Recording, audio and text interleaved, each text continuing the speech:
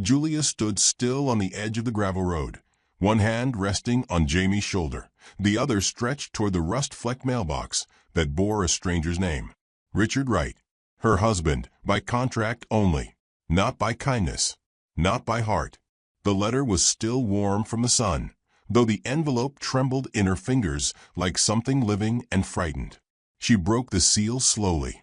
Jamie looked up at her, eyes wide and solemn beneath the wide-brimmed straw hat that had once belonged to another child, in another life.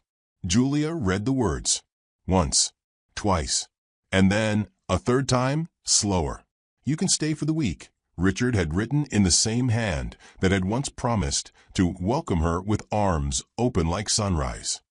Now it said little more than obligation. He was away on cattle work and wouldn't return for another few days. His family would see to her. That was the first lie she chose to pretend she didn't recognize. When she turned back toward the homestead, Jamie walked beside her without a word. He was like that, quiet, watchful, absorbing the world through the cracks it left in people. He was not Richard's son.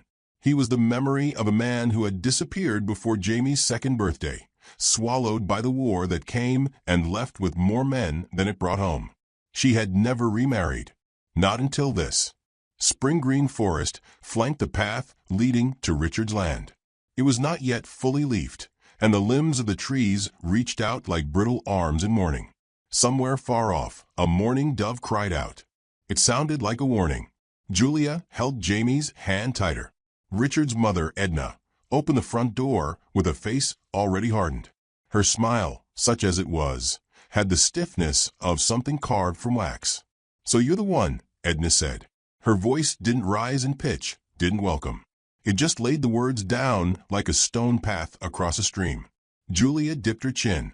"This is Jamie," she said, offering the boy forward with a gentle push. "He's quiet. He helps." Edna's gaze slid over Jamie like a shadow. He wasn't mentioned. "He's mine," Julia answered quietly. "He's part of me." The door opened a little wider, but only just. They were given a small room behind the kitchen, its only window facing a wall of firewood stacked against the siding. Julia folded their 2 bags at the foot of the cot and unwrapped the cloth she used to keep Jamie's few possessions, his wool socks, a slingshot, a worn book of prairie tales with a spine barely clinging to its pages. They ate dinner in silence that night, at a long table where no one looked at her directly. Richard's sister-in-law, Ruth, handed Julia a plate as if it might burn her fingers to touch it. No one asked where she came from. No one asked what her name meant. She didn't tell them that Julia meant bitter, in another tongue, a name her own mother had chosen when the midwife said, softly, that the baby's father had not come home, a name earned before her first breath. The days passed like syrup down a cold plate, slow and without sweetness. Julia mended her own dress with borrowed thread. She helped in the garden, pulling weeds with dirt-streaked fingers, while Jamie picked rocks and tried to feed crows with bits of biscuit. At night, they huddled on the cot, her body curved around his, as if shielding him from a world that had already made up its mind. The 4th morning, Ruth dropped a bundle of laundry in Julia's arms and said, "Might as well earn your keep." So Julia scrubbed. She scrubbed until her knuckles cracked open like dry seed pods. No one thanked her. But Jamie smiled when she returned, and that was enough. Most days it had to be. Richard arrived on the 6th day. He came in through the back, boots muddy, his hat held low over eyes that never quite met hers. He looked at Jamie once, said nothing, and then asked Edna where supper was. That night, Julia sat across from the man she had crossed half the country to meet. He chewed without looking up. "I didn't expect a child," he said. "He's not trouble. That's not the point." She folded her hands in her lap. "You wrote that you wanted a family. I meant my own." The silence that followed wasn't empty. It was filled with the sound of something unraveling. Later, in their room, Julia combed Jamie's hair with her fingers and didn't cry. Crying had long been traded for quieter things, tightened lips, slower breathing, the way she bit the inside of her cheek to keep from making sound. On the 7th morning, it rained. Not hard, but with the steady, unforgiving wetness that soaked you from the inside out. Julia stepped outside to find their bags already packed and sitting on the porch, the edges of their blankets soaking into the wood like blood into cloth. Edna stood behind them with arms crossed. There's a road. It leads to town. Might be someone there willing to take pity. Richard did not appear. Maybe he was out in the fields. Or maybe he simply didn't want to watch. Julia said nothing. She picked up the bags. Jamie clung to her skirt. As they walked down the muddy path, she turned once, just once, and saw Ruth watching from the window with a look that was not cruel, but something worse. Indifference. They didn't speak as they left the farm behind. The rain traced rivers down Jamie's cheeks, though he didn't cry. Not truly. Not the way children usually do. When the trees of spring green forest rose around them again, Julia stepped off the road. They followed deer tracks deep into the greenery until the path disappeared and the sound of the world softened to a hush. She found a small hollow beneath an outcropping of stone and set their bags down. The fire was hard to start with wet tinder, but she managed. The smoke curled up in thin blue lines and vanished into the branches above. Jamie lay curled beside the flame, his breath soft and even. She stroked his hair, humming a tune she only half remembered. Something from when her mother was still alive. Something about flowers and stars. Her own body ached, not just from the walk, not just from the work, but from the heaviness of being unwanted again. It was not new. It was just sharper now, freshly wetted. And still, she did not cry. She watched the fire instead, how it caught the wood with such hunger, as if it too had been starved for warmth. She wondered if it mattered, that she had believed the words in Richard's letter, that she had hoped for something gentler than this. But Julia knew something else too, something deep in her marrow. You don't survive this long by expecting people to carry you. You survive by walking. One foot, then the other. You survive by keeping your boy fed. You survive by making yourself smaller than your hope. Above them, the forest whispered. The leaves danced, slow and swaying, even in the rain. Something unseen moved deeper in the woods, a rustle or maybe a sigh. She lay down beside Jamie and pulled the blanket over them both. The fire's glow flickered across their cheeks. He mumbled something in sleep. She didn't catch the words, but she pressed her lips to his temple and held him tighter. Tomorrow they would find food. Tomorrow they would try again, somewhere. But tonight they had a flame, a heartbeat, and that for now was enough. The forest did not speak loudly. It murmured, breathed, bent with time. To live beneath it was not to conquer it, but to be shaped by it, like river stones rounded over seasons. Julia learned this slowly, in the quiet space between day and dusk, where the trees stood like silent judges and the moss softened every footstep. She and Jamie lived in its rhythm now, not as visitors, but as something closer to ghosts. They made shelter from woven branches and tattered blankets. Jamie lined the floor with pine needles, then covered them with burlap sacks they'd found near an abandoned wagon on the old trail. Each morning, they woke to the sounds of birds calling, not in melody, but in warnings and questions. Each night, they slept to the slow sigh of the wind threading through the canopy above them. There was hunger, always. Not the kind that gnawed in one loud moment, but the kind that stretched through the day, thin and constant, like a string pulled too tight. Julia rationed what they had. A crust of bread here, a strip of dried meat there. She taught Jamie to look for chickweed and dandelion greens, to crack acorns open and soak them until the bitterness washed out. Her hands became skilled again, though they hadn't done this in years. She recalled the way her father once whittled spoons by firelight and showed her how to trap rabbits with no bait, only patience. Jamie followed every move with wide eyes. His trust never wavered, not in her, not in the space they now lived in, not even in the silence that surrounded them. One morning, after a week of fog-laced dawns, they found a small loaf of bread resting on the stump just outside the hollow. Wrapped in faded cloth, warm as if just baked. Julia paused. Jamie stared at it, eyes bright. "Should we take it?" he asked. Julia did not answer right away. She looked to the trees, to the empty path beyond. No footprints, no sign, only birds flitting above them and the whisper of something unseen. Still, there was no malice in the gift, only care.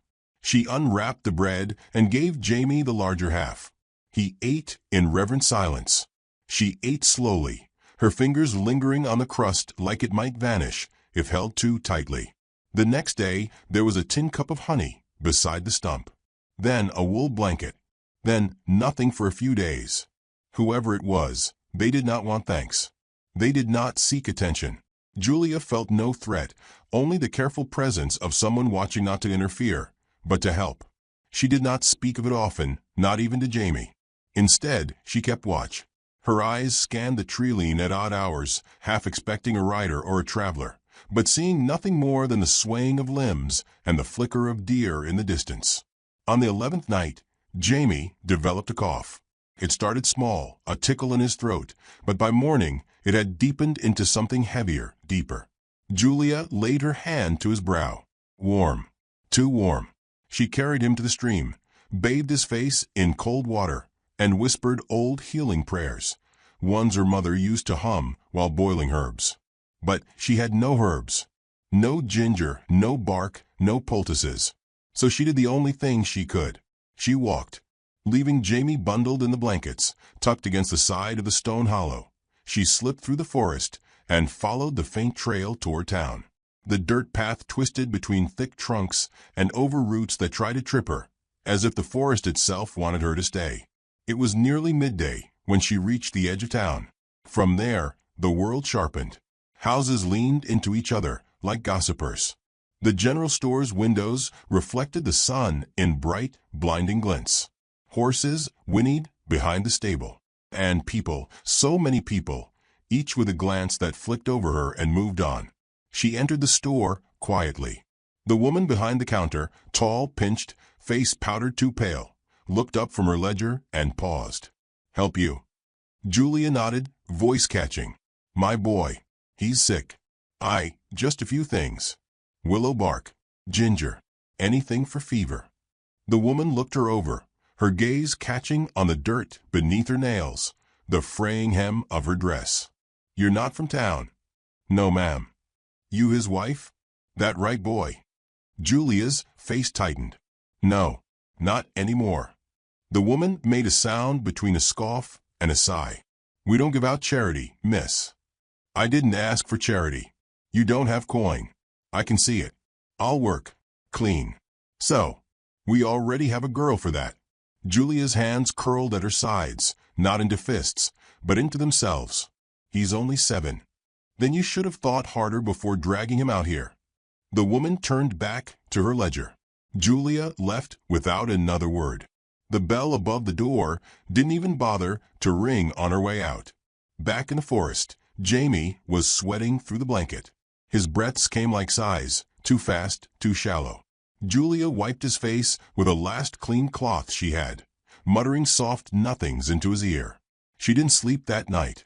She sat upright beside him, holding his hand and staring into the dark. At dawn, she stepped outside and found something waiting at the stump again. This time, it was not food or warmth, but medicine. A small cloth bundle tied with twine.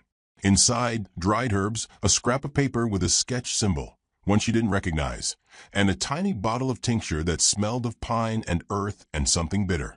Her hands shook as she carried it back. She brewed the herbs and water over the fire, held Jamie's head to spoon the liquid into his mouth, sang to him until his eyelids fluttered, listened as his breathing slowed, not in fear, but in rest. By afternoon, the fever had broken. Jamie slept soundly, his small fingers curled around hers like roots holding soil. Julia sat beside him and watched the steam rise from the last of the tea. Her gratitude was quiet, fierce. She did not know who had helped her, but she knew they were near.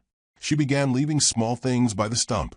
Pine cones Jamie had painted with crushed berries, carvings of animals, even a short note written with charcoal on birch bark. "Thank you." Days passed. Jamie regained his strength, and his laugh returned, gentle and full of light. They played games with stones and string. He named the trees. Julia found herself smiling again, sometimes for no reason at all, just because he was alive. just because they had survived another day. They met a woman once, deep in the forest. An old soul, with gray hair tied in a long braid and skin like weathered bark. She did not ask questions. She simply nodded when Julia said her name. "You're the girl who walks like her shoes remember sorrow," she said. "Luella. I live by the river bend. If you ever need hot water or silence, come by." Julia nodded, unsure if the woman was real or some kind of dream pressed into the woods. They did visit her once, shared tea, and sat without speaking much. Luella gave Jamie a slingshot carved from walnut wood and touched Julia's face with one hand. "Don't confuse being discarded with being unworthy," she said. "Even the sun is forgotten when it hides." And that night, when they returned to the hollow, Julia felt something stir in her, something beyond survival. A flicker of belief that perhaps she was not just enduring, but waiting for something yet unseen. It came on the breeze, now and then, a sound, a hoofbeat, a rustle too heavy for deer. She began to sense him, not clearly, not closely, but like a presence on the edge of light. He did not come near, but he watched. She felt it in the stillness that followed a bird's flight, in the pause between wind and whisper. One morning, she found a small wood carving placed gently on the stump. It was a fox, no bigger than her palm, elegant, smooth, thoughtfully made. She stared at it for a long time. Jamie said, "It's like the ones you make." Julia nodded. "Yes, but better." That night, she carved her own in return, a hare, its ears alert, body curled as if caught mid-run. She placed it beside the fox before sunrise. It was gone by noon. The exchange continued. Not every day, not predictably, but there was a rhythm to it, a language with no words, kindness spoken through shape and grain and silence. Jamie began asking about the man. "Is he a cowboy?" "I don't know." "Does he like us?" "I think so." "Are you gonna marry him?" Julia laughed. The first laugh that didn't sound like rust breaking off metal. "I don't even know his name." "But he sees us," Jamie said, "doesn't he?" Julia paused, looked to the trees, watched a crow tilt its head and then fly off. "Yes," she whispered, "I think he does." And in the quiet that followed, she felt it again, that warmth blooming slow and deep, like embers coaxed to flame. Whatever this was, it wasn't pity. It was attention. It was care. And she was learning, slowly, how to let it in. Even here, beneath the branches, between the days. Fog was a curious kind of silence, not the absence of sound, but the muting of it, as if the world held its breath between heartbeats. It rolled low that morning, curling between the trunks of spring-green forest, like a memory half-remembered. The trees blurred at the edges, their outlines soft and uncertain, and Julia woke to the quiet sound of hooves on damp soil. She rose without startling Jamie, who still slept curled into the blanket, breath even. She moved carefully, keeping her body low as she peered beyond the edge of the hollow. The fog made distance impossible to judge. What she could see was a figure, tall, upright, horseback, paused at the stump where she and Jamie had left a pinecone creature the day before. A wild guess, Jamie had called it. Maybe he likes wolves. The rider dismounted without urgency. He was not dressed like the town men. No polished buttons, no stiff hat pulled low for show. His coat was worn, dust-colored, heavy at the hem from rain and work. His boots looked like they'd walked more miles than the horse had run. He didn't glance around. He didn't search the shadows for eyes. He only laid something on the stump and stood there for a breath longer than needed, then mounted again and vanished back into the pale mist. Julia waited until the sound of hooves was fully swallowed by the fog.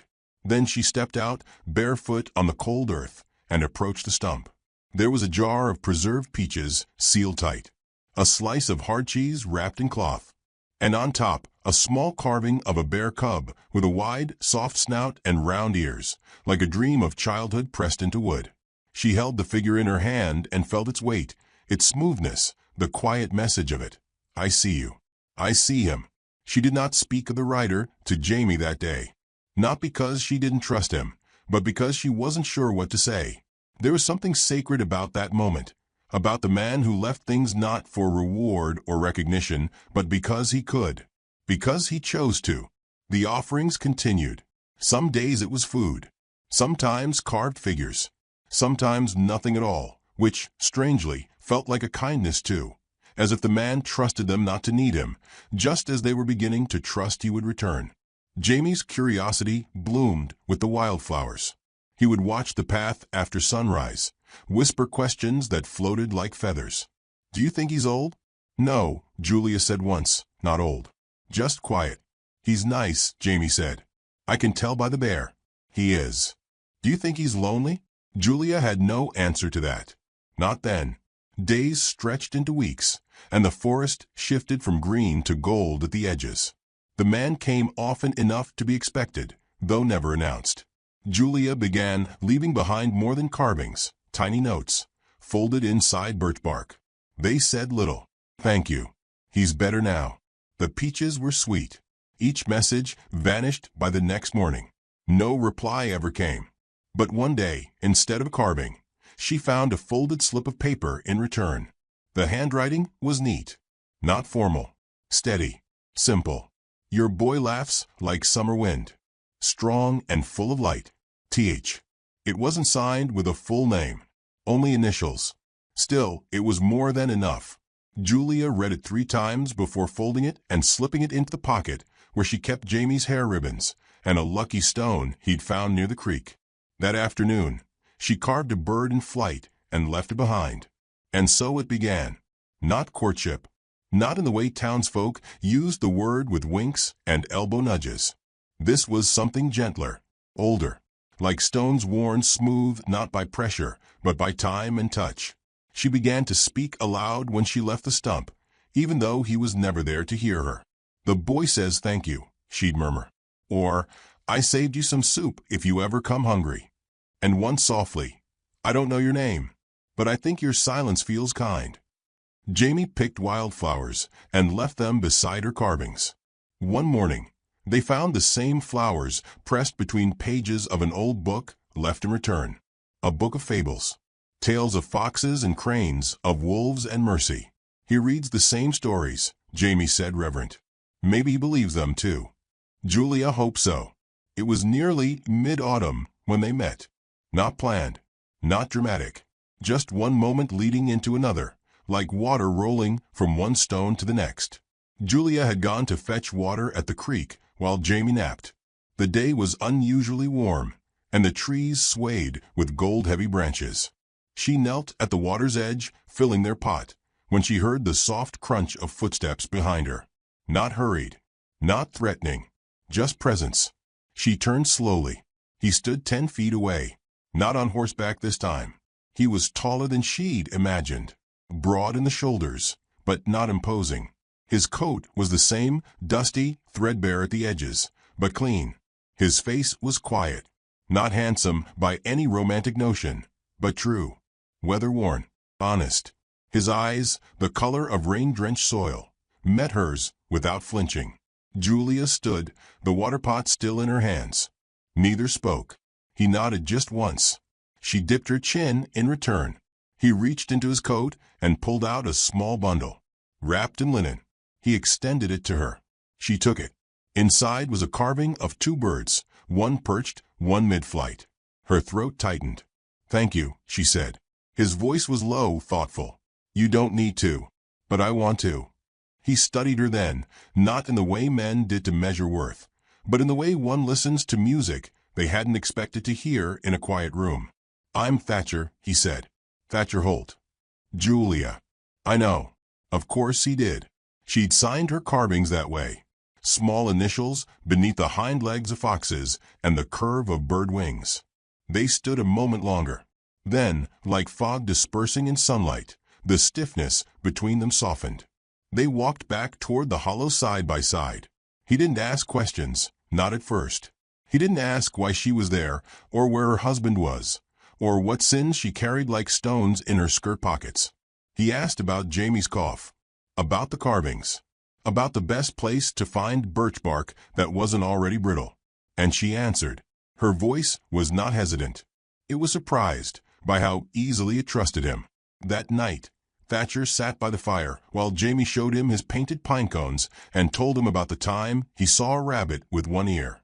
Thatcher listened, really listened, not with nods and placating smiles, but with a kind of attention that made you feel you'd spoken something worthy of being held.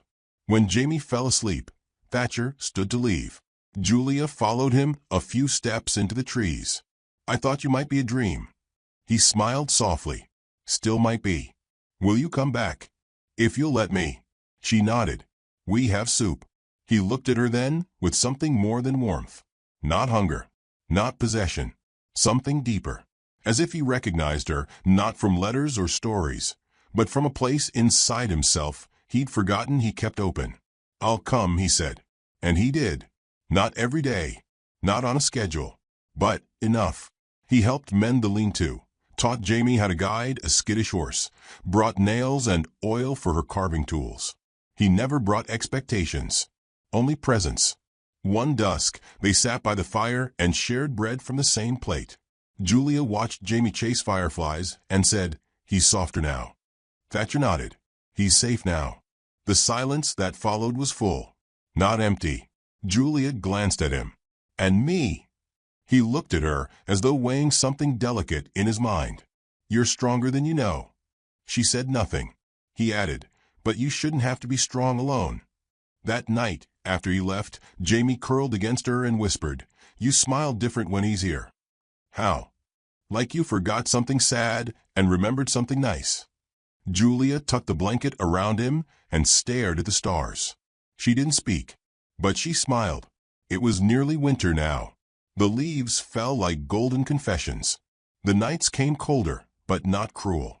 They were no longer unseen. They were witnessed. And slowly, day by day, she began to believe that being seen didn't mean being judged.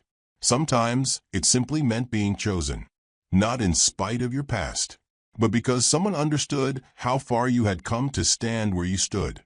The snow came earlier than expected, soft and dry, like sifted flour falling over the forest.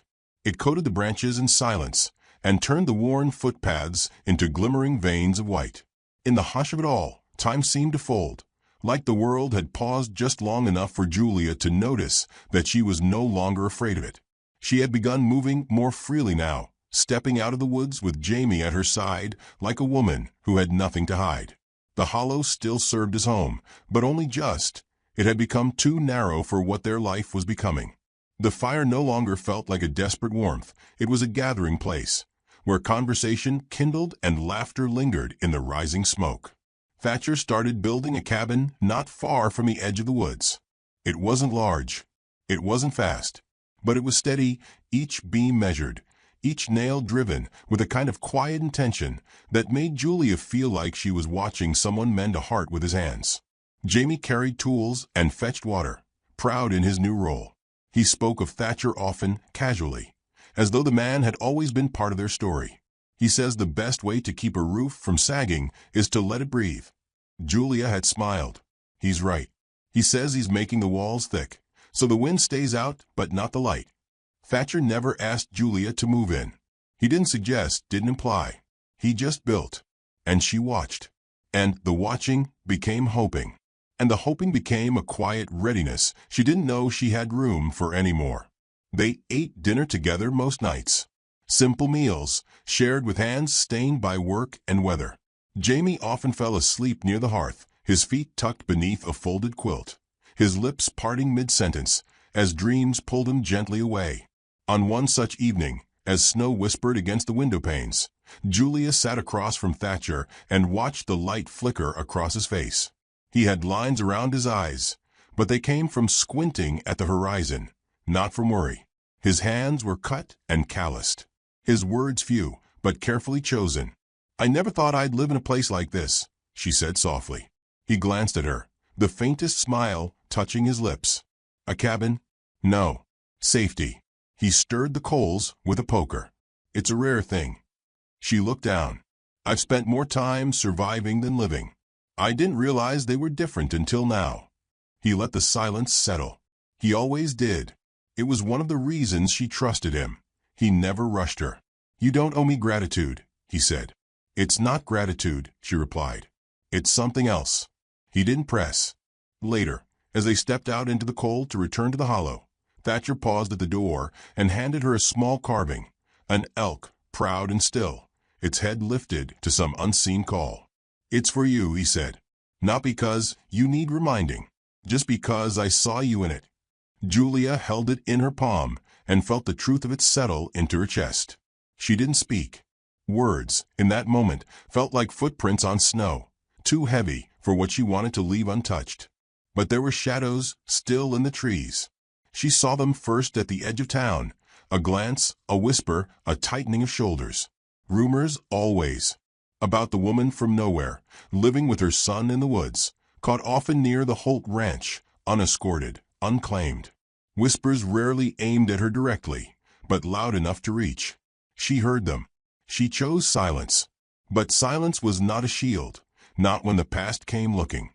It happened on a Sunday. Thatcher had brought Julia and Jamie to the small chapel on the hill, a place where voices rose in song and fell in prayer. She wore her mother's shawl. Jamie wore boots too big for him, but walked proudly anyway. The congregation noticed. Some turned their eyes away. Some did not. When the service ended, they lingered near the door. Julia stood beside Thatcher, Jamie weaving between them. Then a voice, sharp and unmistakable. "Well, look what the snow dragged in. Richard." He looked thinner than before. Wetter, somehow, as if life had wrung him out and left him to dry crooked. His new wife stood behind him, all tight-laced and sour-faced, clutching her Bible like a weapon. Julia didn't move. Her fingers wrapped around Jamie's shoulder. Richard looked her over slowly, like someone surveying damage to a house he'd once owned and regretted leaving behind. "So this is where you landed, playing house with the rancher." She didn't answer. "You think you fooled anyone? Parading into church like you belong here? You're a disgrace. You were a burden the day you stepped off that train." Still, Julia stayed still. But Jamie flinched, and that broke something in her. "Don't talk like that in front of my son," she said. Richard sneered. "That's not a son. That's a consequence." She stepped forward. But before she could speak again, Thatcher did. He didn't raise his voice. He didn't square his shoulders. He simply placed a hand on Jamie's back and stepped between them. "You've said enough." Richard scoffed. "Who are you to tell me? I'm the man who saw what you threw away, and I'm not going to let you poison what you couldn't honor." People were watching now. The Reverend Luella from the Riverbend. Others whose names Julia barely knew. They said nothing. They didn't have to. Richard muttered something, turned, and left. His footsteps sloshed in the wet snow. The silence that followed was thick with breath. Jamie looked up at Thatcher, eyes wide. "You didn't yell." "Didn't need to," Thatcher replied. They didn't speak of it on the walk home. They didn't need to. There was no wound reopened, only a scar shown briefly to the light, then tucked gently away. That night, after Jamie had fallen asleep by the fire, Julia sat with Thatcher again. The cabin smelled of pine sap and cinnamon bark, a gift from Luella. She looked at him for a long time, trying to find the right words. "I don't know what this is," she said quietly. "Us. You and me. I only know it's the first thing that hasn't asked me to be someone else." Thatcher reached for a mug, turned it in his hand before answering. "You were never the problem, Julia. The world just didn't know how to carry someone that soft without trying to harden them." She felt her throat tighten. "I'm tired of waiting for the other boot to drop." He met her gaze. "I won't drop it." She believed him. She didn't say how much that terrified her. The next morning, she moved their things into the cabin. Not ceremoniously, not with trumpets or vows. Just quietly, carefully.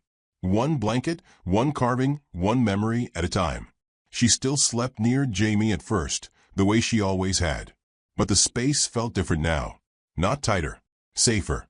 Thatcher added hooks to the walls for her tools. Jamie hung his drawings by the hearth. They planted winter greens in the garden box. The wind pressed against the windows like a curious child. And slowly, the days came less like a burden and more like an invitation. Julia caught herself humming again. Not out of duty, just because the light slanting through the window made the wood grain look like water. Forgiveness did not arrive like thunder. It arrived like thaw, slowly, quietly, until one day you realized the river was flowing again. She didn't forgive Richard. Not truly. But she forgave herself for believing him, for staying too long, for not leaving sooner. And in that forgiveness, she found a kind of freedom she didn't know existed. One evening, as Jamie drew stars in the frost on the windowpane, Julia leaned into Thatcher's side and whispered something that had lived in her chest for far too long. "I thought love was supposed to hurt." He turned to her, eyes steady. "It's not." And she believed him. Because this wasn't a rescue. This was a return. To herself. To softness. To home. The air warned them first. That strange quiet, the kind that presses into the hollows of your chest before storm, settled over the valley like an omen. Even the birds hushed, their wings beating low against the trees. Julia stood outside the cabin, breath steaming, hand resting lightly on the porch rail, eyes scanning the sky. The clouds were a color she could not name, dark but not gray, almost bruised, as if the sky had been holding something in for far too long. Thatcher stepped beside her, wiping his hands on a rag darkened by oil and earth. He'd been in the shed, mending the hinges of a loose gate. "You feel it?" he asked, voice low. She nodded. "Like the world's about to break." He didn't smile. He didn't need to. He only touched her shoulder gently, as though to say, "Whatever comes, we stand through it." Jamie had been helping in the barn that day, determined to feed the animals himself, to learn how to tether the mare like Thatcher had taught him. He'd gone off with his wool hat pulled over his ears, a pair of gloves stitched too long in the fingers, and that unshakable sense of purpose children carry like magic. When the first gust hit, a true wind, wide and wild, it shook the chimney and blew frost through the slats in the barn walls. Julia turned toward the sound. That was when she knew. Jamie was still out there. Thatcher had already moved. His boots struck the porch with thunderous certainty. He didn't pause to gather coat or hat. Just ran, bareheaded into the rising wind. Julia followed, the snow already sweeping in sideways, stinging her cheeks, catching in her lashes. The trees moaned with it. The sky cracked above, low and jagged, and it wasn't thunder. It was something older, deeper, like the land itself groaning beneath the weight of memory. By the time they reached the barn, the world had vanished behind a wall of white. The door was swinging wildly, slamming against the frame with every gust. Inside it was chaos. The animals were restless. The lantern Thatcher had hung in the rafters thrashed on its hook, casting violent shadows. A bale of hay had burst, scattering straw across the floor like feathers from a wounded bird. And Jamie, small, still, stood near the rear stall, his arms around the trembling neck of the younger colt. He looked up as they entered, and even in the half-light, Julia saw the fear he hadn't let himself show. "Mama," he whispered, and in that moment her body moved on instinct. She reached him in 3 strides, wrapping him into her coat, his breath hot and fast against her chest. The wind shrieked again, this time pushing hard enough to rattle the rafters. The barn shuddered. Thatcher shouted over the noise, "We need to get out. Now." But Jamie clung to her. "The colt, he's scared. He won't leave." Thatcher turned to the stall. The animal was young, wide-eyed, muscles taut. A shadow of storm and instinct moved behind those eyes. "We can't carry him," Julia said, her voice thick. "Not through this." Thatcher didn't argue.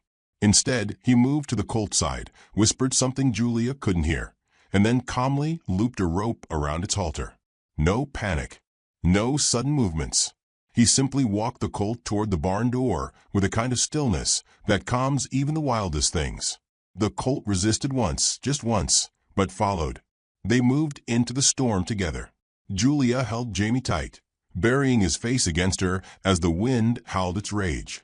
Snow lashed them from all sides.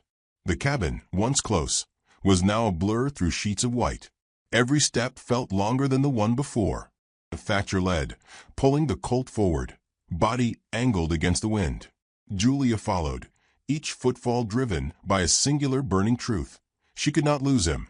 Not Jamie, not now, not after everything they had already endured. A sharp cracking sound split the air. She turned just in time to see the top of a pine snap free, crashing down behind them, missing by inches. Snow exploded around it. The colt reared, eyes rolling. Thatcher held fast. Almost there. Almost.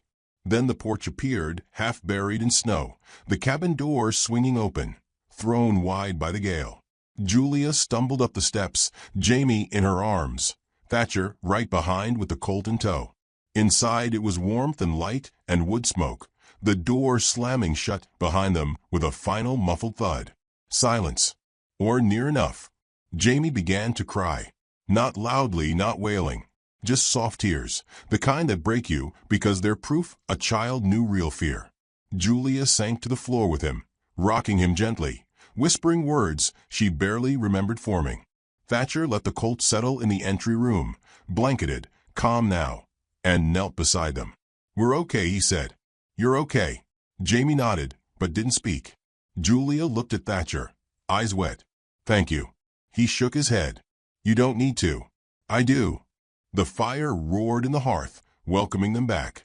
The windows groaned, the wind still pressing its anger against the glass. But they were inside, together, unbroken. That night, once Jamie had fallen asleep beneath the quilt, Thatcher and Julia sat by the fire. Neither spoke for a long while. The storm howled outside, but inside it was stillness, heavy, meaningful. Then she said quietly, "You ran into the storm for him." "I'd do it again." "And for me." He looked at her, eyes dark and unwavering. "There's nowhere I'd rather run." Her hands trembled. Not from cold, from what it meant to be chosen like that. Not pitted, not claimed, chosen. "I've lived too long in the shadow of men who only saw what I wasn't," she whispered. "And now," she met his gaze, "now I see what I am, and I see how you see me." Thatcher leaned forward, not to claim her, not to demand, just to be closer. "I see a woman who taught the forest how to be quiet, who walked away from everything with a boy in one hand and a heartbeat in the other." Julia closed the space between them. The kiss was not wild. It was not desperate. It was calm, certain, a promise made flesh. The next morning, the storm had passed. The world lay beneath a soft white blanket, untouched, waiting. Birds returned to the trees. Sunlight broke through in golden shards. Jamie built a snow fort. Thatcher mended the barn roof. Julia boiled broth and laughed when Jamie called her queen of the forest. Later that afternoon, Luella arrived with a basket of herbs and a knowing smirk. "I heard the wind tried to steal you back," she said. "It tried," Julia replied, "but it wasn't strong enough." Luella placed a carved soapstone sun on the mantel. "For light," she said, "and for keeping." Evening came gentle. As the firelight danced on the cabin walls, Jamie pressed his fox carving into Julia's palm. "Can we stay?" he asked. "Forever." She looked to Thatcher. He nodded. "Yes," she said. "We already are." Outside, the world kept turning. But inside that cabin, warm, full, alive, something had settled at last. A home not built of walls, but of weathered hands and soft returns. Of storms faced and survived. Of a boy who laughed like wind, and a woman who'd once believed she was too broken to be held. And a man who saw her and never flinched. There are storms that tear things apart. And there are storms that prove what cannot be shaken. This had been the latter. And so, when the night fell full and the stars emerged, Julia sat by the fire, Jamie asleep in her lap, and whispered not to anyone in particular, but to everything. "We're not waiting anymore. We're home." And the wind, passing gently over the roof like a long-lost friend, did not answer. It simply moved on. Rachel Calloway rode alone, as she often did, with her bonnet untied and hair loose beneath it. The strands caught the breeze like wheat threads, glinting a pale gold that matched the prairie. She was a rancher's daughter in name, but not in role.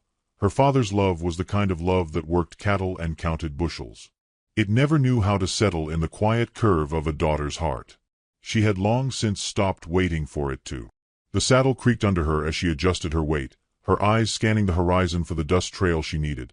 Her task had been simple: deliver a letter to the feed post 5 miles east, pick up a tin of coffee and a new bit for one of the Mares. She could have sent a ranch hand, But there were days when the sky seemed to call her name, and this was one of them. The weight of being overlooked was lighter out here, where no one was watching her for how she walked since the fire, or if the small scar on her jaw caught the light just right. They said she'd been pretty once. That before the barn fire, the one that took 3 good horses and turned half her cheek into something ridged and pink. She'd been promised to Thomas Dean, the banker's son with the smooth drawl and the white gloves he never dirted.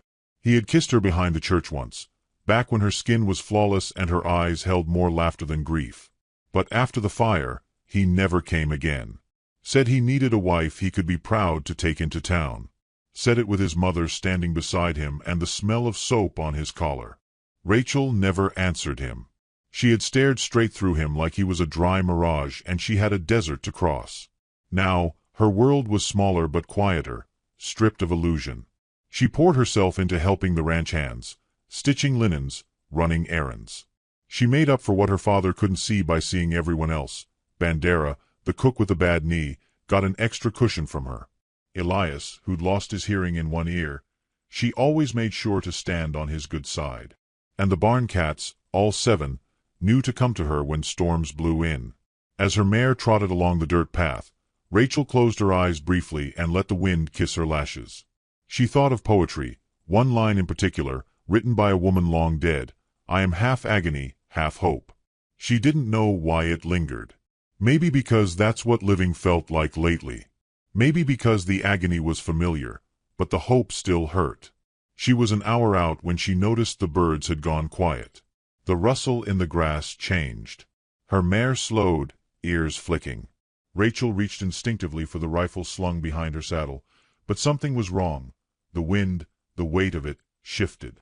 Before her fingers closed on the stock, a low cry pierced the stillness. Not human. Not beast.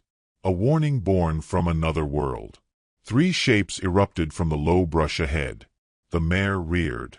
Rachel was thrown before she could scream. The sky spun, and the ground came hard and fast, slamming the breath from her lungs. Dirt filled her mouth. Her bonnet tore free. Boots, or were they moccasins, struck the earth beside her. She rolled, tried to scramble, but hands found her. Calloused, quick. Someone barked in a language she didn't know, sharp like stones striking together. Rachel kicked, bit, clawed. She was not the kind of girl to go easy. But she was 1 against 3, and though her spirit was fire, her body was still flesh. They tied her hands with rough-cut leather. One of them yanked her up by the arm, hard enough to send sparks down her spine. She saw faces. Painted, impassive. One of them, the youngest, looked her in the eyes longer than the others. There was no lust there, no rage. Just something calculating, measuring. Another one muttered something low. The one holding her nodded. They mounted quickly, and she was slung over a saddle like a sack of wheat. Her breath knocked loose again.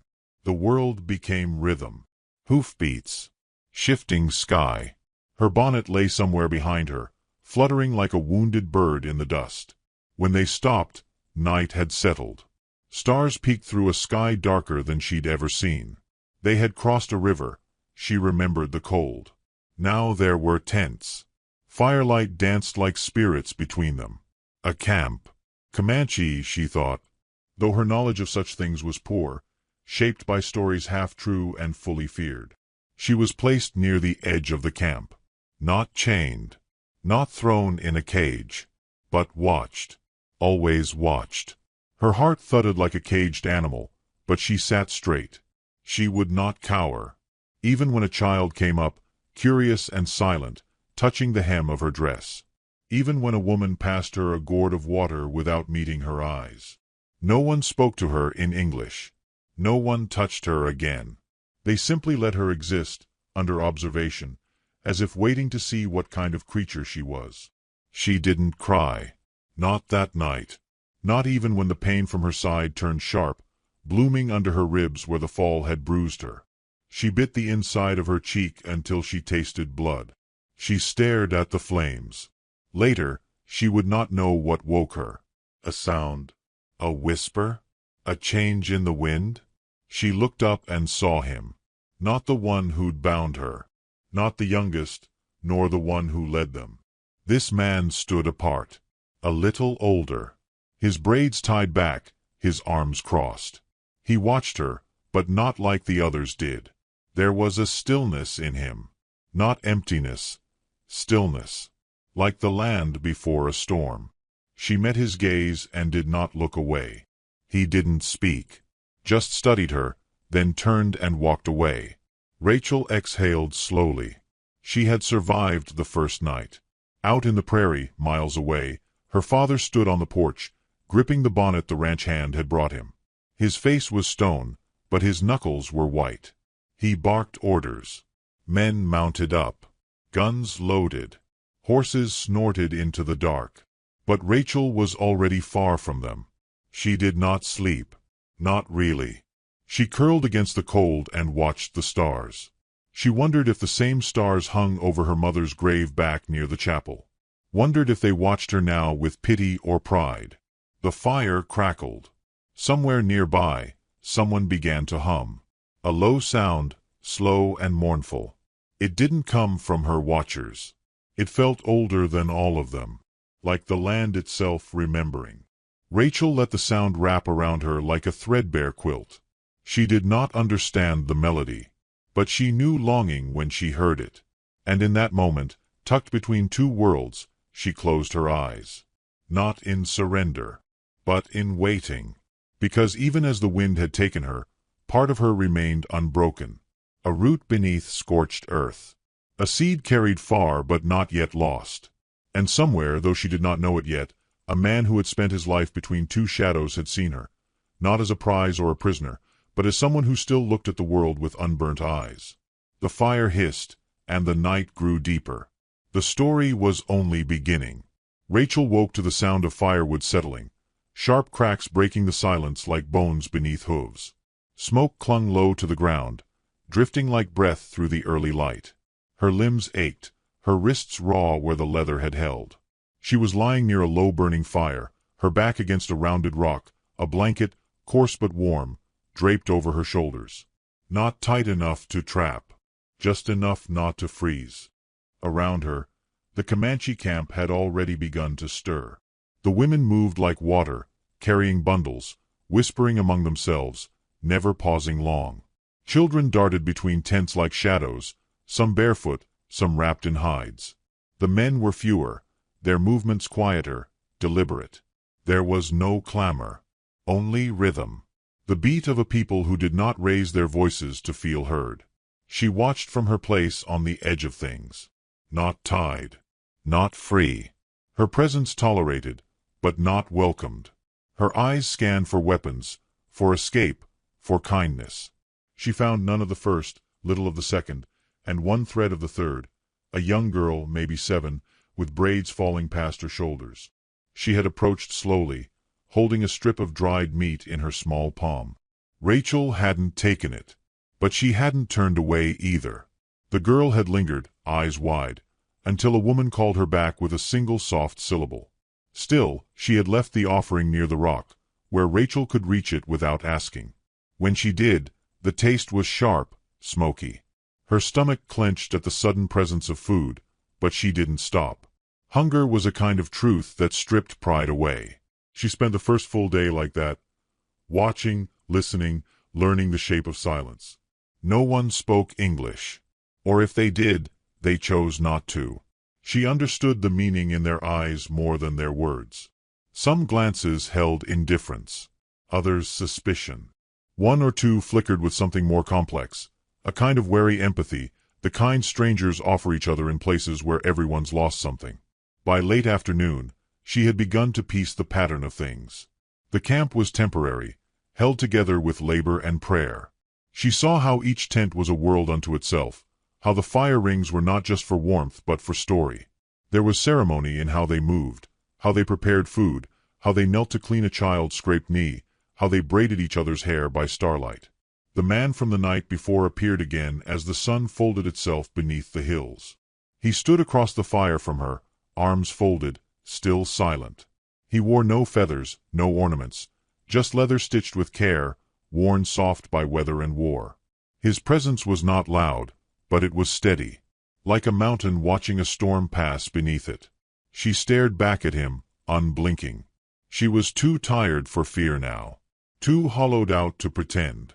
He stepped forward, just one pace, then crouched by the fire, picked up a stick, drew a rough circle in the ash. Then, two smaller marks inside it. One, he tapped her. The other, himself. She tilted her head slightly. Not confusion, just consideration. He tapped her again, then pointed to the horizon. Going home, she whispered. Her voice cracked like dry earth. She hadn't spoken in over a day. The sound startled her more than him. He said nothing, only looked at her for a long time, then shook his head once. Her shoulders dropped. So that wasn't the plan. Not yet. He pointed to himself, then gestured to the people around them. Then drew a line between them and her. A pause. Then he swept the stick across the line, breaking it. Her breath caught. It wasn't clear what he meant, but it felt like something important. A message not of ownership, but of decision. A voice called from the far tent. A man's voice, clipped and hard. The silent one rose slowly, glanced back at her, then walked away. His shadow vanished behind the canvas walls. That night, Rachel lay on her side beneath a low awning they had tied up for her. The stars were sharper here, like ice caught mid-fall. She traced them with her eyes and tried to name them. But her mind wandered instead to her father's boots, always too heavy on the porch. The way Thomas used to comb his hair like it mattered. The sound of the church bell tolling at dusk. She no longer believed in being rescued. That belief had died somewhere between her bonnet falling and the second mile into the plains. What replaced it was something harder, sharper, resilience not born from hope, but from necessity. She would not scream, would not plead. If they meant to trade her, they would find her unbowed. If they meant to kill her, she would look them in the eye. The next morning, she woke to singing. Soft. A woman's voice, lilting. A lullaby, maybe. Not for her, but for the child she cradled while braiding her hair. Rachel sat up slowly, the blanket sliding off her shoulders. No one stopped her. She stretched her legs and found the pain more distant now, though her ribs still ached when she turned too quickly. The silent warrior was back. He stood near the horse line, watching a young boy adjust a saddle too large for him. He didn't correct, just observed. Rachel studied him now with less fear. There was no cruelty in him. No pride either. Just stillness. Like he belonged to the land more than the people around him. Later that day, she saw him again. This time, he brought her a bowl of water and a small bundle of roots wrapped in cloth. He gestured for her to eat. She hesitated, then took it. Her hands brushed his briefly. His were rough, hers trembling. He spoke one word. Quiet. Careful. Janatu. She blinked. He pointed to his chest. Janatu. Then, to her. She waited. Then said softly, Rachel. His lips moved, shaping it back. Not quite right, but close. She nodded. That was enough. And something shifted between them. It wasn't warmth. Not yet. But recognition. A few days passed. She was allowed to move freely within the edges of the camp. She never crossed the line where the dogs roamed or the weapons were kept. But she was no longer a prisoner. She sat by the women sometimes, watching their hands weave baskets, never interfering. She knelt to help a child pick spilled berries off the dirt. She walked beside the horses when they were led out for water. Always, she felt eyes on her. But they grew softer each day. Janata began to bring her small things. A carved bead, rough but lovely. A sliver of honeycomb. Once, a strip of leather dyed with berries that stained her fingers blue. He never spoke much. But he watched how she reacted. She began to speak to him in English. He answered with nods, gestures, now and then a word or two. His voice was low, never hurried. His eyes never wavered. One evening, she sat beside the fire with a piece of charcoal and began to sketch in the dirt. Her fingers shaped a hawk. Then a woman. Then a line between them. Janatu watched. Then took the charcoal. Drew beside her. A figure standing on a rock. A fire below. A river running between. They stared at their joined drawing. Then, as if they had spoken aloud, he rose and left. Rachel sat alone, firelight brushing her face, and wondered at the way silence could speak louder than words. The way kindness, when it came from someone who owed you nothing, carved itself deeper. She knew she was still not safe. Still not home. But something in her had uncoiled, something not entirely fear, not entirely grief. A space where understanding might grow. And though she had no idea what tomorrow would bring, she knew this. She had not been forgotten. The wind no longer felt cruel.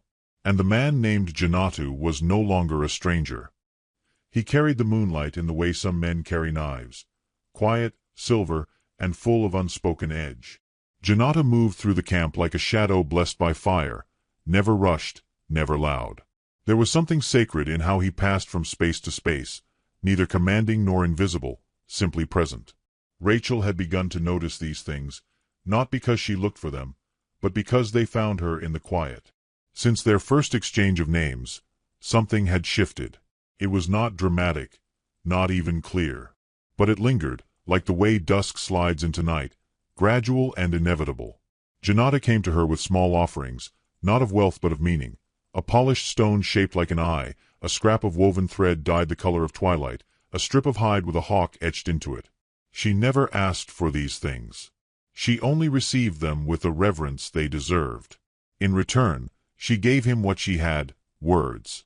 He listened, though he rarely answered.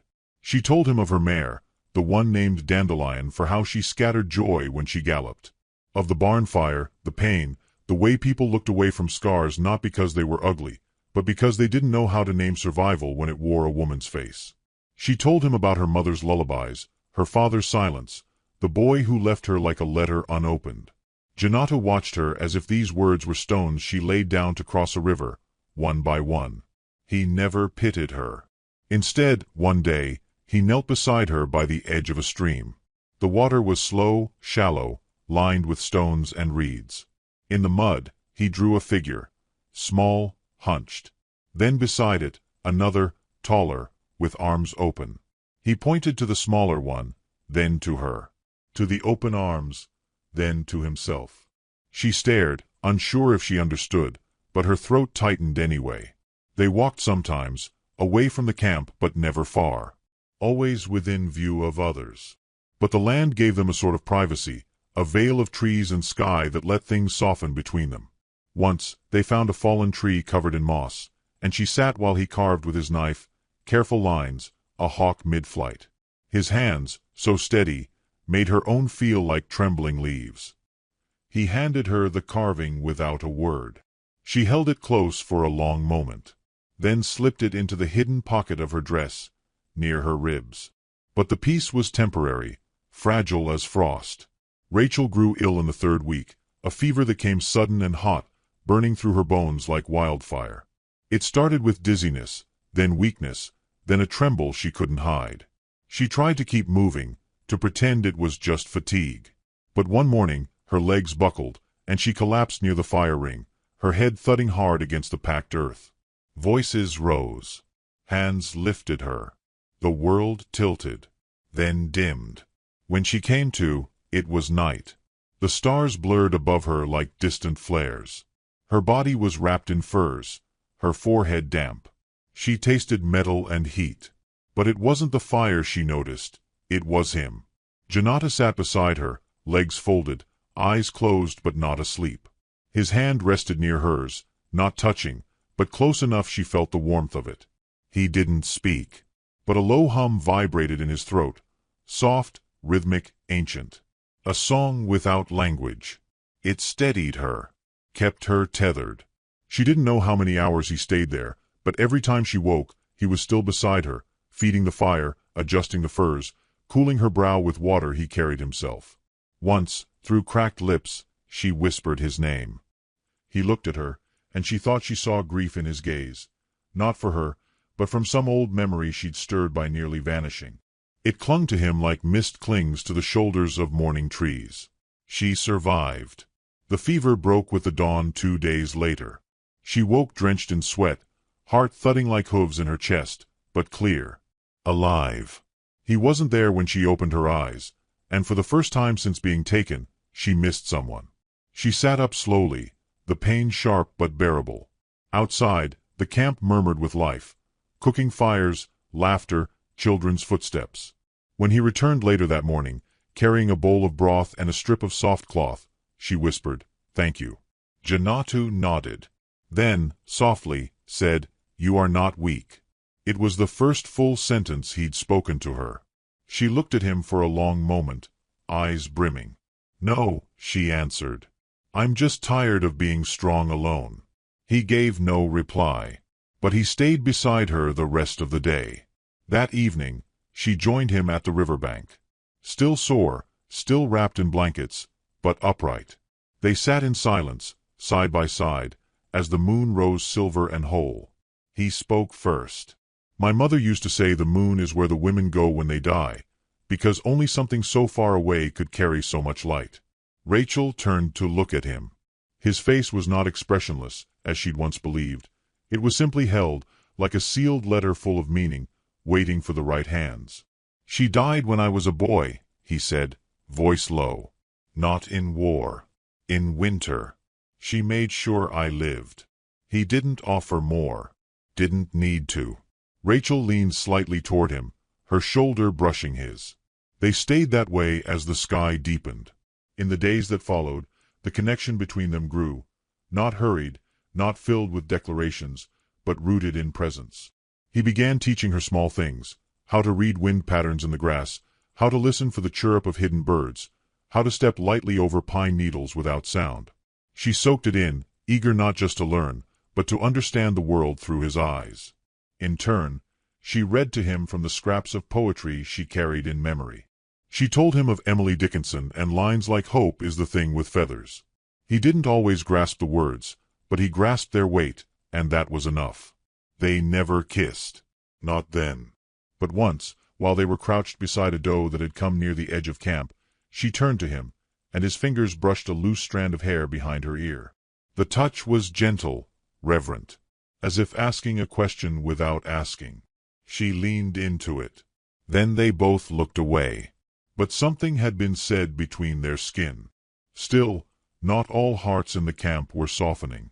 One morning, Rachel woke to raised voices. Not angry, not yet, but sharp, clipped. She didn't understand the words, but the tension in the air told her enough. 2 men stood before Janatu. One was older, marked with red paint, feathers braided into his hair. The other was younger, broad, proud. Both looked toward Rachel when they spoke, then back to Janatu. She remained where she was, spine straight, refusing to shrink. Later that day, Janatu approached her with a stiffness in his shoulders. He knelt beside her in the shade and said only, "They say I must choose." Her throat tightened. Choose what? He didn't answer, just looked toward the horizon. The meaning was clear. She was a fracture line. A question mark drawn in a language this land didn't speak easily. She was not of them. And he was beginning to walk a path that did not align with his people's expectations. They were watching him. And he, without words, had already chosen his side. That night, she found a sliver of bark and scratched into it the outline of 2 hands, reaching for one another but not quite touching. She left it beside his sleeping blanket. The next morning, it was gone. In its place, a small stone, etched with a single line. A river, perhaps, or a scar. Time passed differently now. She forgot what day it was. The moon waxed and waned. Her strength returned. So did her questions. Where were they headed? What came next? Would she be traded? Released? Held forever?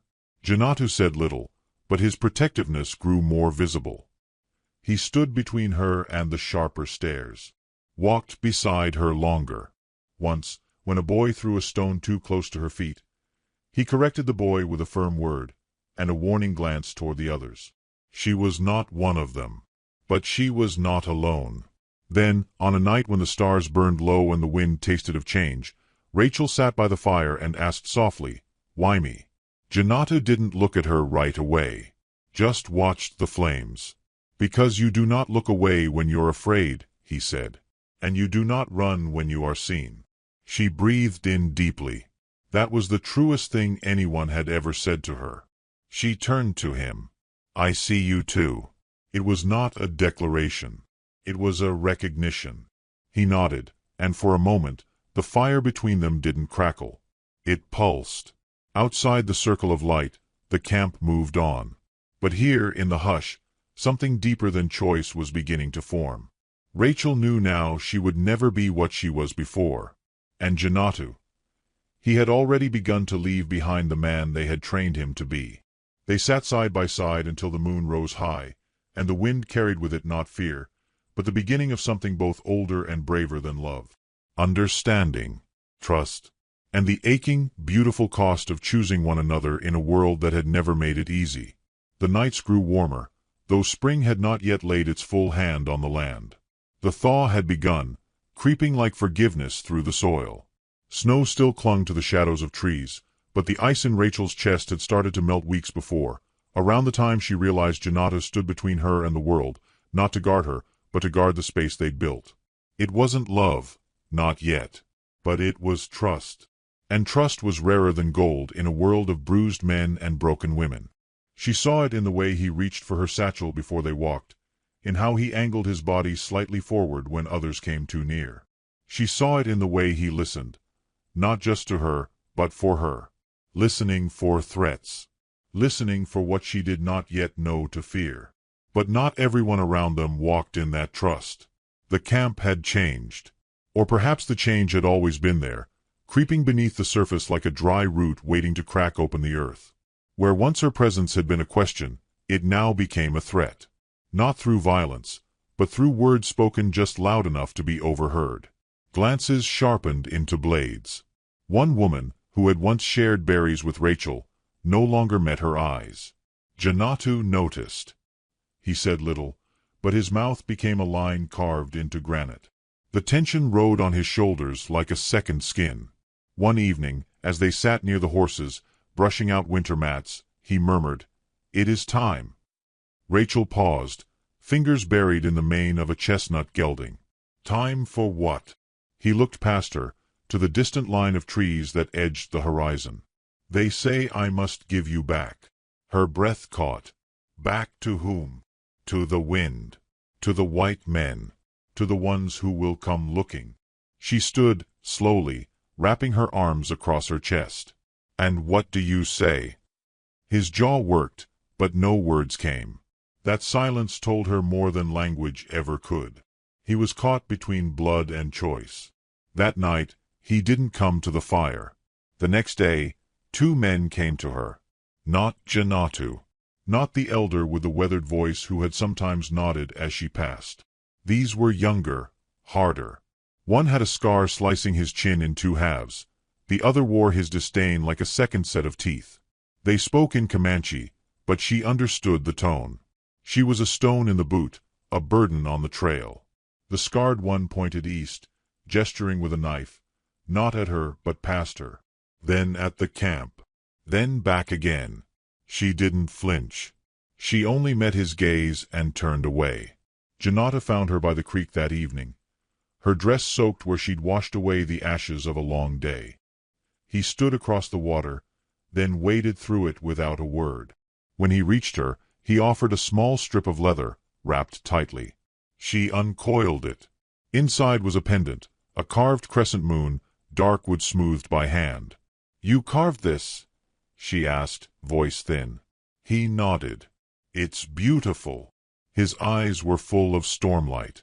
"I want you to wear it when you leave." Her breath left her. "You're sending me away?" No, his hands were fists now. "They will. If I stay silent."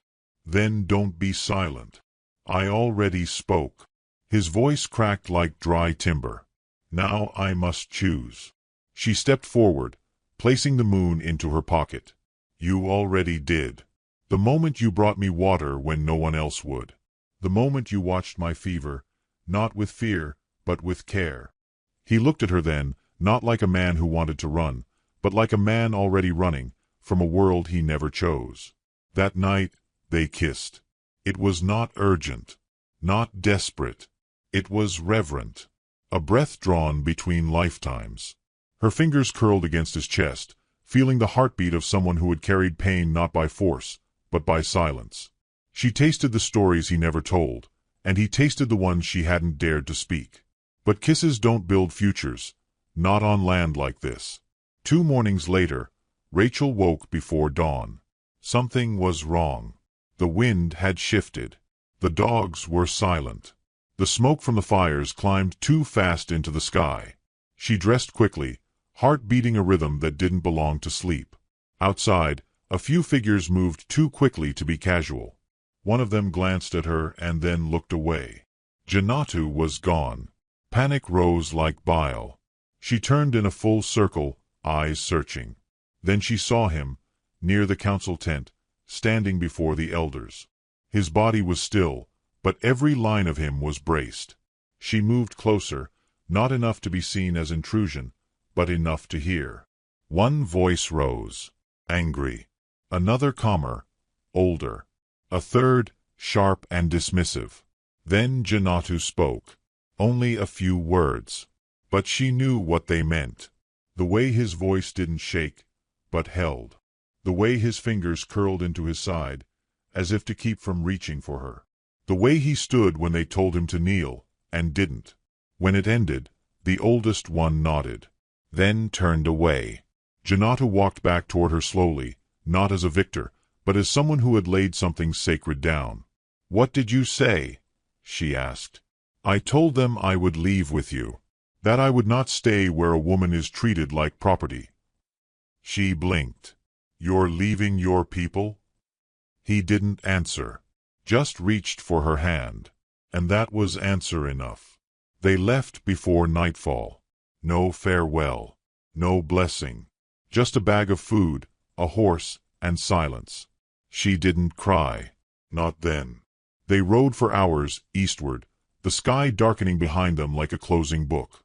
The land stretched wide and wounded, but the stars above felt new, different, free. That first night, they camped beneath a grove of ash trees. The fire was small, their words few. He sat beside her, not touching, just near. She watched the way his eyes moved with the flames. Thought of the boy he must have been, long before war and exile. "I'm sorry," she whispered. "For what?" "That they made you choose." He looked at her. "They didn't. I chose long ago. When I saw you fall. When I saw you get up." The second day, they rode deeper into the low hills, where the grass turned green and the sky held the promise of spring. Janatu spoke more now. Told her of stories his mother used to tell, of spirits who lived in rivers, of women who could speak to wolves. "You speak to wild things," he said once, quietly. "That is why they fear you." She smiled. "And you?" "I do not fear you." By the third day, the food ran low. By the fourth, the rain came. Cold, steady, relentless. They found shelter beneath an overhang of rock. She shivered, teeth chattering, soaked through. He built a fire with trembling hands. She curled close, no longer worrying about modesty, only warmth. That night, they lay side by side, bodies pressed together beneath a single blanket. Sleep didn't come easily. The world felt too loud. "I dreamed," she murmured, "that you were walking ahead of me, and I couldn't follow.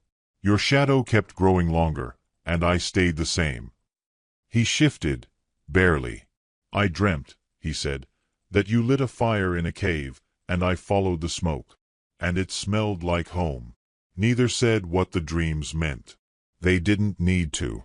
The fifth day brought riders. They heard them before they saw them. Distant thunder, measured and fast. Janatu stood, his knife in hand. She grabbed his arm. "No, not like this." He looked at her. If they try to take you, they won't, she said, because I won't let them. It was her father, and half a dozen men from Callaway Ranch.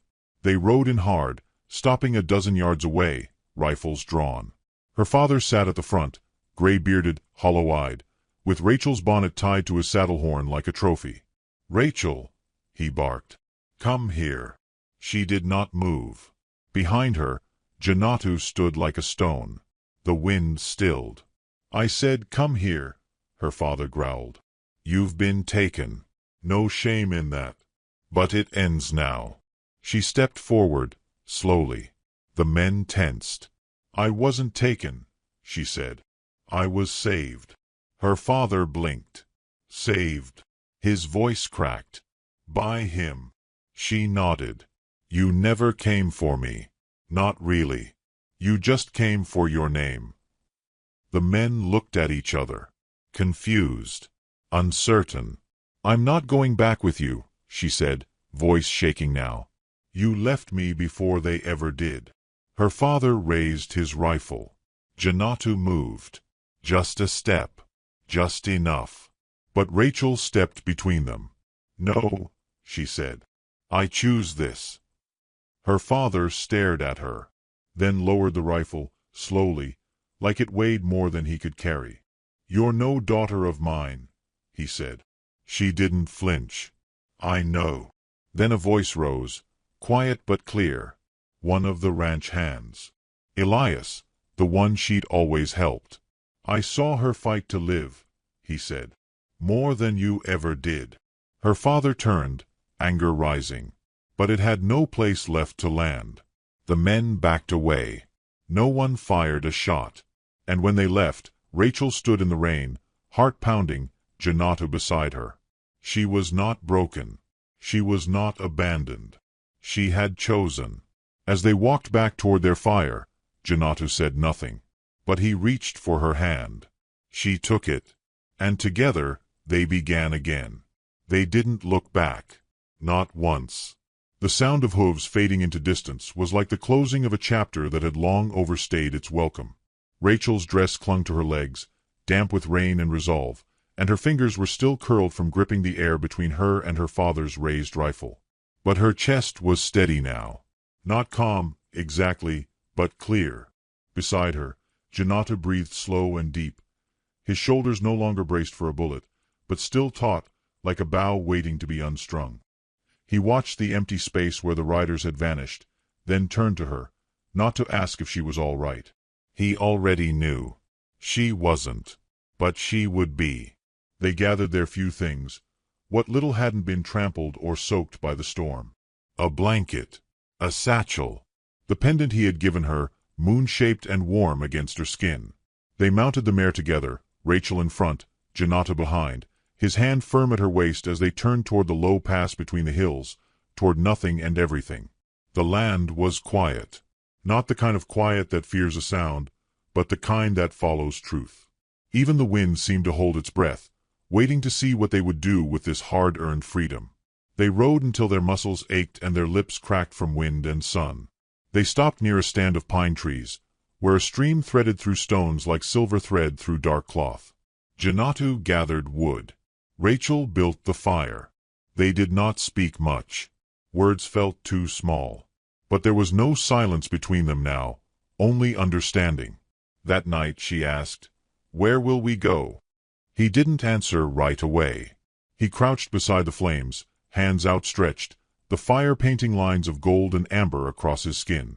When he did speak, it was slow, as if testing the shape of something long unspoken. "There's a valley," he said. "Far south. Between the canyons. No one claims it. Not the white men.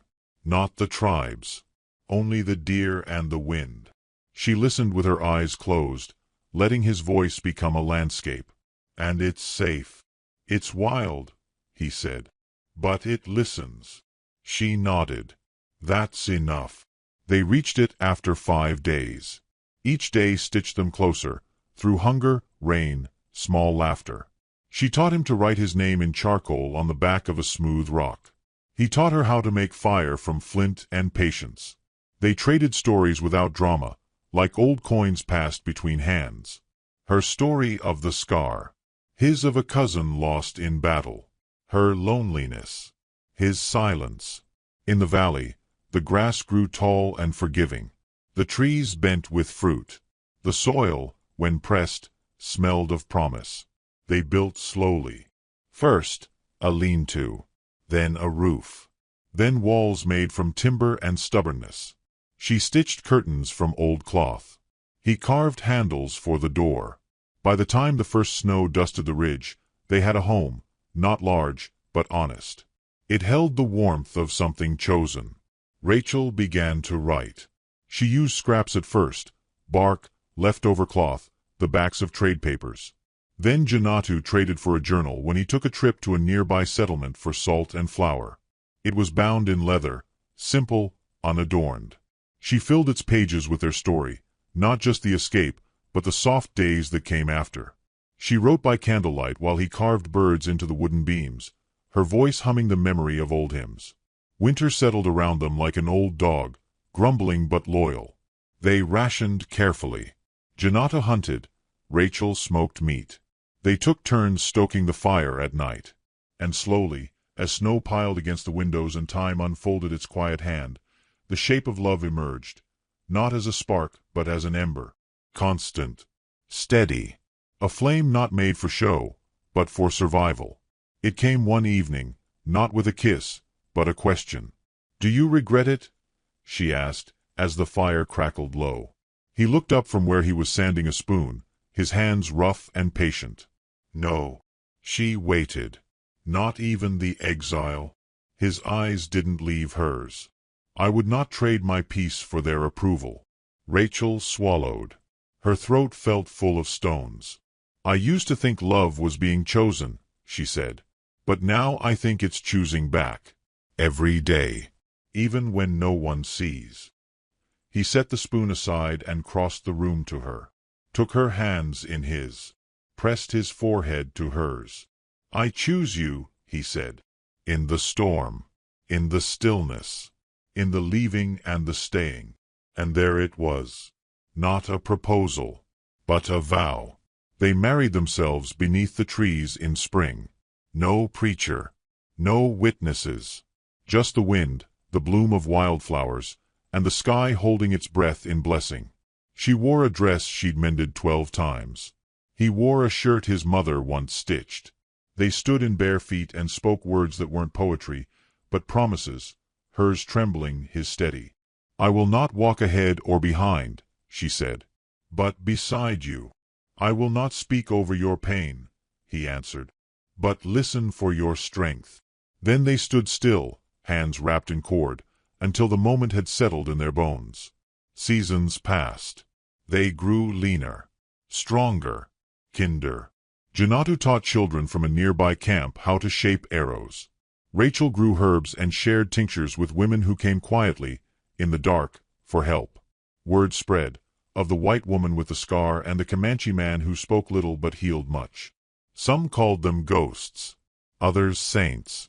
They didn't mind either. One night, years later, she sat with a fresh journal in her lap and asked, "Do you ever miss it?" He looked up from carving a cradleboard. "The camp, the tribe." She nodded. He thought for a while.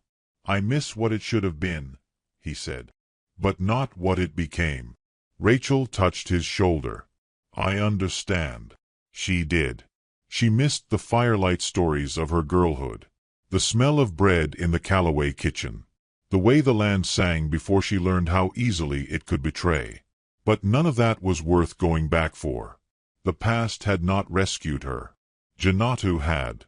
And he had done it in the quietest way. Not with weapons, not with shouts, but with presence. With the kind of loyalty that comes